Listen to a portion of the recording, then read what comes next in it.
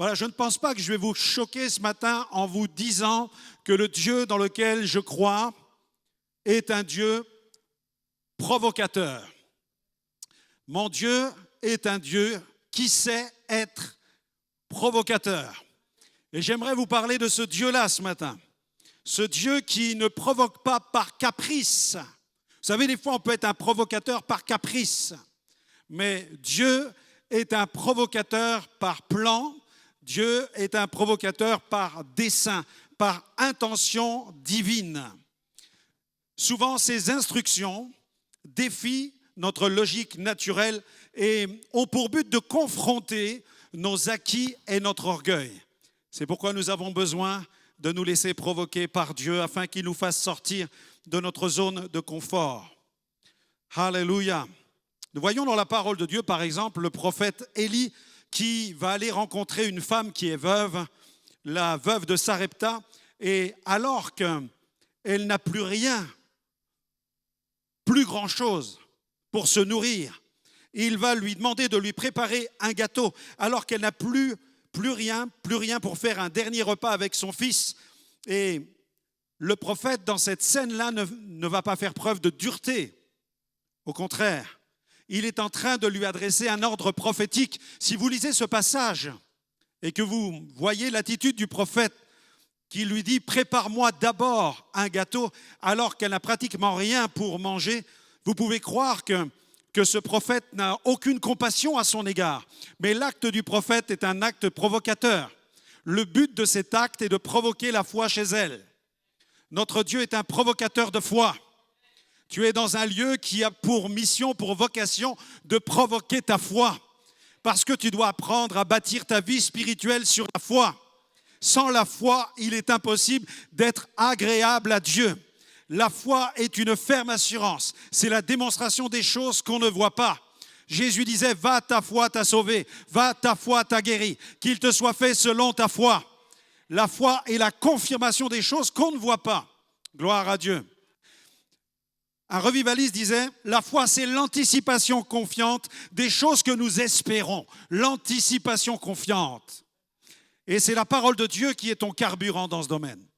Alléluia. C'est pourquoi bâtis ta vie spirituelle sur la foi. Un geste prophétique qui a permis à cette femme d'expérimenter la provision divine. Gloire à Dieu. Dieu est le Dieu qui nous défie dans bien des domaines. Et dans les Écritures, il y a de nombreuses scènes prophétiques, justement, de nombreuses scènes où Dieu manifeste sa gloire et il provoque la foi. Amen. Je me souviens d'une mission dans l'océan Indien, dans une toute petite île qui s'appelle Rodrigue. Je ne sais pas si certains sont allés visiter Rodrigue. Rodrigue, c'est vraiment un petit caillou au milieu de l'océan Indien. Et je suis allé en mission sur cette île. Nous avons tenu une campagne d'évangélisation sur un terrain qui s'appelait la ferme, le champ de la ferme. Et l'église avait mis en place une estrade, il y avait une sonorisation. Et au moment de démarrer la réunion, il y avait les musiciens. On allait commencer la réunion. Les villageois arrivaient les uns après les autres tranquillement sur le terrain. Quelle ne fut pas ma surprise de constater que dès que les villageois pénétraient sur le terrain, dès qu'ils entraient sur la pâture, tout à coup, ils se mettaient à marcher de travers, ils étaient saisis par une forme d'étourdissement et ils s'effondraient par terre et des puissances de ténèbres les quittaient. Gloire à Dieu! C'était l'action du Saint-Esprit. Et les gens de la ville, les habitants de la région étaient stupéfaits devant ce phénomène. Mais Dieu provoquait leur foi. Dieu se servait de tels phénomènes pour attirer leur attention. Et à de nombreuses reprises, j'ai vu Dieu travailler avant même que l'on prie pour les gens. C'est pourquoi je crois que le Seigneur travaille là maintenant, avant même que nous allons prier pour vous. Déjà pendant la réunion, pendant la prédication, le Saint-Esprit est à l'œuvre. Gloire à Dieu. Amen. Amen. Je me trouvais en Italie du Sud et une femme veut entrer dans le stade. Je prêchais dans la ville de Taranto et une femme entre dans le stade et dès qu'elle entre, une puissance sort d'elle. Elle fait demi-tour, elle repart en courant chez elle. Et elle ne revient que 3 jours plus tard parce qu'elle était terrorisée. Elle avait tellement peur de revenir. Elle avait vécu ce phénomène d'une puissance qui la quitte. 3 jours plus tard, elle revient Et 2 pasteurs la conduisent près de moi et elle rend témoignage. Et elle m'explique que 3 jours auparavant, elle avait pris la fuite alors que quelque chose était sorti d'elle.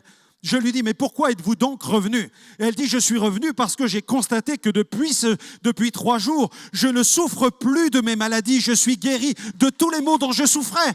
Gloire à Dieu. Ce fut un puissant témoignage, une provocation de la part de Dieu. Alléluia. Dans son ministère, Jésus a souvent défié l'intelligence, il a souvent défié la raison, il a provoqué les raisonneurs. Gloire à Dieu. Nous allons faire l'inventaire courtement de quelques actes bibliques prophétiques qui ont un caractère de provocation. La Bible regorge d'actes prophétiques qui, au premier regard, semblent déroutants, pourrions dire des actes provocateurs pour la raison humaine, pour l'intelligence humaine. Je sais que certains, quand ils viennent dans des églises où nous croyons au surnaturel, au miracle, viennent et ils sont perplexes, ils sont sceptiques, ils raisonnent, ils discutent, ils analysent, ils se battent dans leur intelligence pour essayer de comprendre si ce qu'il se passe vient de Dieu ou si c'est simplement un phénomène mystique, un phénomène spirituel qui appartient à quelque chose qui tient de l'humain et non pas de Dieu. Mais ces gestes que nous voyons dans la parole de Dieu sont souvent déconcertants, ils défient la logique naturelle et confrontent notre besoin de compréhension immédiate. Nous cherchons, nous les humains, à comprendre immédiatement. Et Dieu sait que nous voulons comprendre immédiatement.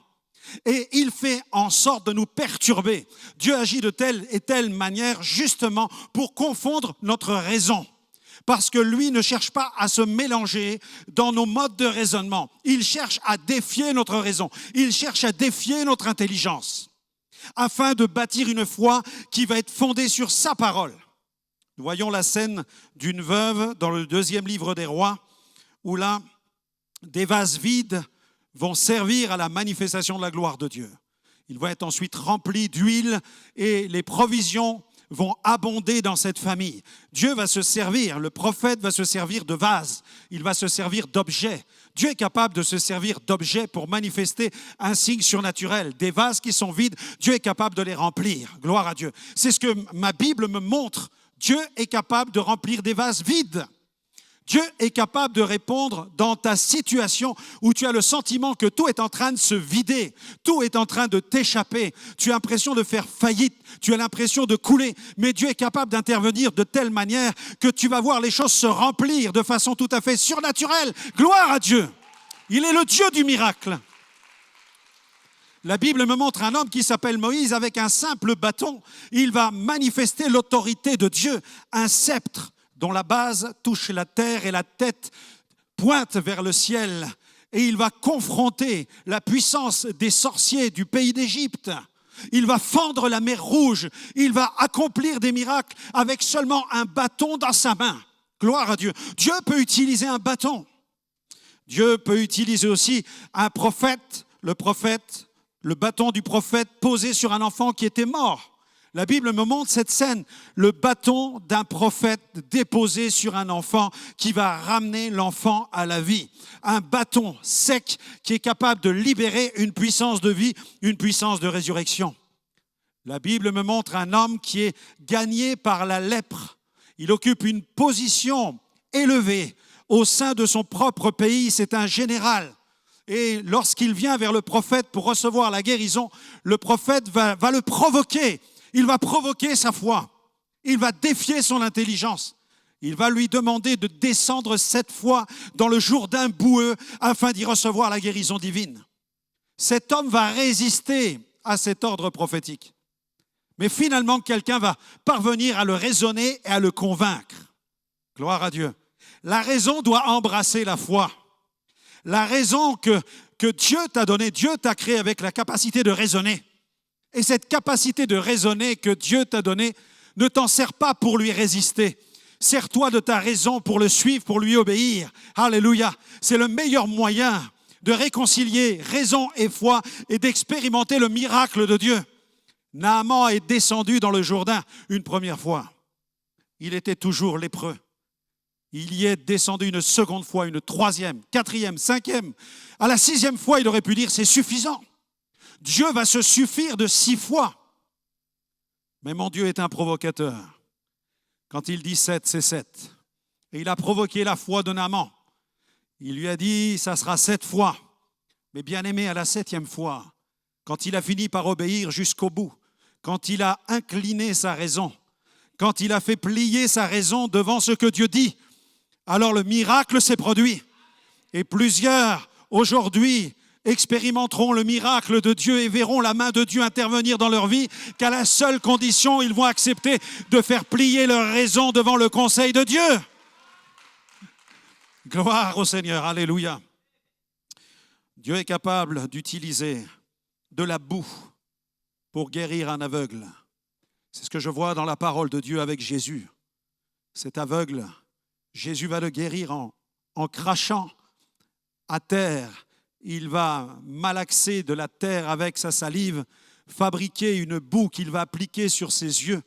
Et avec de la boue, il va guérir les yeux de cet homme qui était frappé par la cécité. Gloire à Dieu.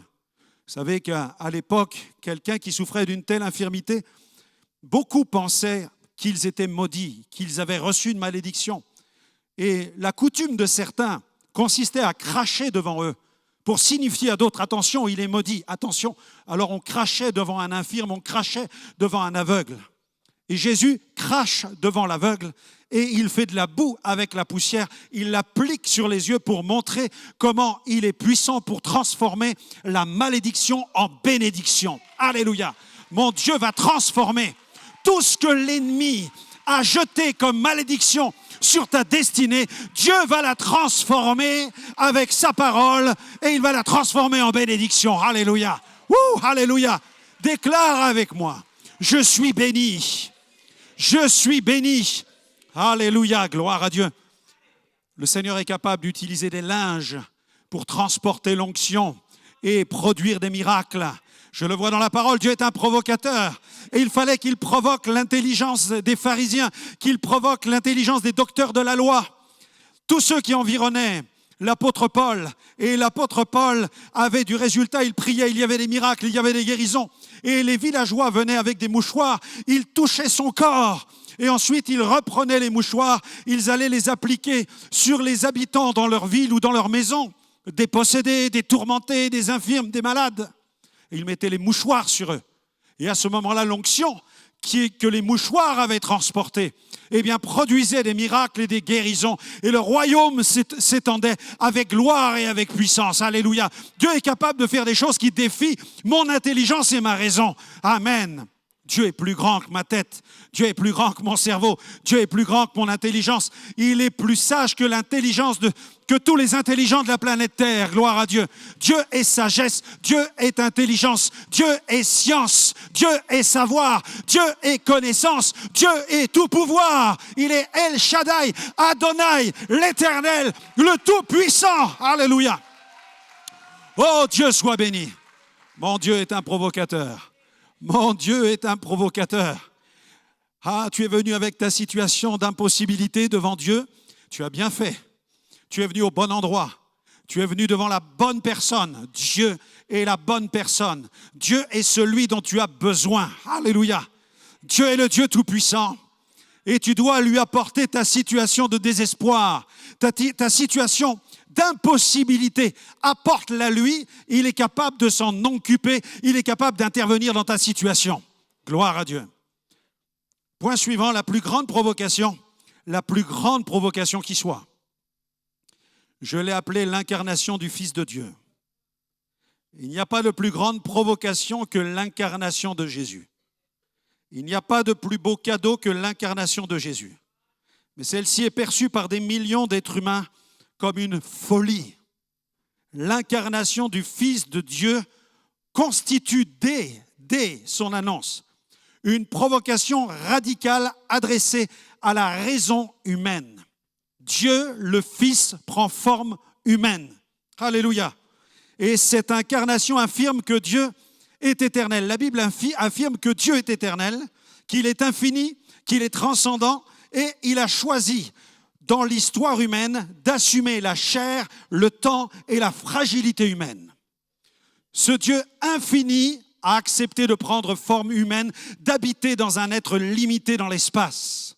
Gloire à Dieu. Dont la vie a été sur la terre limitée à 33 ans. Dieu infini a accepté cela. Jean 1, 14. La parole a été faite chair et elle a habité parmi nous. Amen. Gloire à Dieu. Comment l'infini peut-il se laisser contenir par le fini? Comment le Créateur peut-il habiter la condition de la créature sans cesser d'être Dieu? Jésus est Dieu, le Fils. Il est le Sauveur dont tu as besoin. Mais l'incarnation trouble l'intelligence. La croix est une folie. C'est ce que la Bible déclare. C'est un scandale. C'est ouvertement un scandale, car l'incarnation ne conduit pas à une apothéose visible, mais à un gibet infamant. L'incarnation a mené à la croix. C'est pourquoi c'est une provocation à l'intelligence. Jésus, Dieu béni éternellement, le Fils éternel de Dieu, au temps marqué de Dieu, est venu sur la terre, il a habité parmi les hommes. La Bible dit qu'il est venu dans une chair semblable à la nôtre, avec de la chair et des os. Il a marché parmi les êtres humains. Jésus, le Fils de Dieu, a vécu comme un vrai homme. Il a paru sans péché, il a vécu sans péché. Il est mort pour nos péchés parce qu'il était sans péché. Gloire à Dieu. Et il reviendra avec gloire pour chercher son Église. Amen. Dieu soit béni. Jésus, dont la Bible dit qu'il est Dieu béni éternellement. Au commencement était la parole était avec Dieu, la parole était Dieu, la parole a été faite chair et nous avons contemplé sa gloire. C'est la gloire du Fils unique venu du Père. Toute la plénitude de Dieu habita en lui, c'est ce que la Bible déclare. L'Écriture déclare aussi, tout a été créé en lui, par lui, pour lui. Il est le principe même de la création, l'axiome de la création, l'axe de la création. Tout tourne autour de Jésus. Amen. L'univers existe parce que Dieu existe. La Bible dit que Dieu soutient toutes choses par sa parole puissante. C'est ce qui défie la raison. C'est ce qui provoque les scientifiques. Parce que la Bible dit que tout tient parce que Dieu tient toute la création. C'est Dieu qui la soutient. Amen. Nous croyons que la création n'a pas été faite de choses visibles, mais de choses invisibles, par la main divine. C'est Dieu qui a créé l'univers.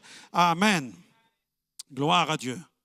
L'incarnation, avec le point culminant de la croix, c'est le plus grand défi à la raison, parce qu'il a plu à Dieu de sauver les hommes par la folie de la prédication de la croix.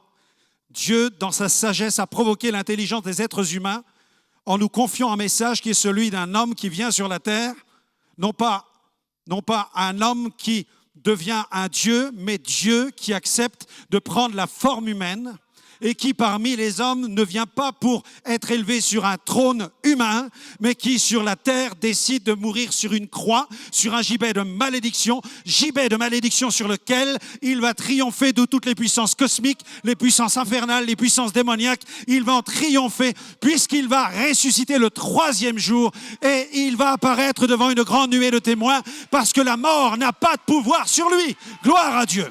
La mort n'a aucun pouvoir sur Jésus parce qu'il est le prince de la vie. Gloire à Dieu. Alléluia. Dieu soit loué. Dieu soit loué. La provocation de l'incarnation. 3e point, Jésus appelle Dieu mon Père. Alléluia. Quelle provocation. Alléluia. Dans Jean 5, regardez, Jean 5, 17, 18, Jésus leur répondit, mon Père agit jusqu'à présent. Moi aussi j'agis. À cause de cela, les Juifs cherchaient encore plus à le faire mourir. Non seulement parce qu'il violait le sabbat, mais parce qu'il appelait Dieu son propre Père, se faisant lui-même égal à Dieu. Amen. S'il y avait eu la moindre ambiguïté là-dessus, si j'avais été Jésus à cette époque-là, et que j'avais eu en face de moi des pharisiens qui avaient perçu dans mon discours que je prétendais être l'essence même de Dieu, Dieu le Fils, j'aurais dit, excusez-moi, non, c'est une erreur, je me suis mal exprimé, je n'ai pas employé les bonnes formules, les bonnes tournures, veuillez m'excuser, non, je ne suis pas Dieu, non, mon Père, j'appelle Dieu mon Père, mais je suis un enfant de Dieu, mais je ne suis pas de nature divine. Alors que Jésus ne va pas chercher à corriger la chose. On l'accuse de se faire l'égal de Dieu, mais pour Jésus, ça lui va très bien. Ça lui va très bien parce que par nature, il est vraiment Dieu, Dieu le Fils. Alléluia. Voilà pourquoi il appelle son Père. Voilà pourquoi il appelle Dieu son Père. Parce qu'il est vraiment le Fils de Dieu, le Fils éternel de Dieu. Amen. Ce qui provoque la haine, la colère. Bien aimé, la révélation de Dieu comme Père.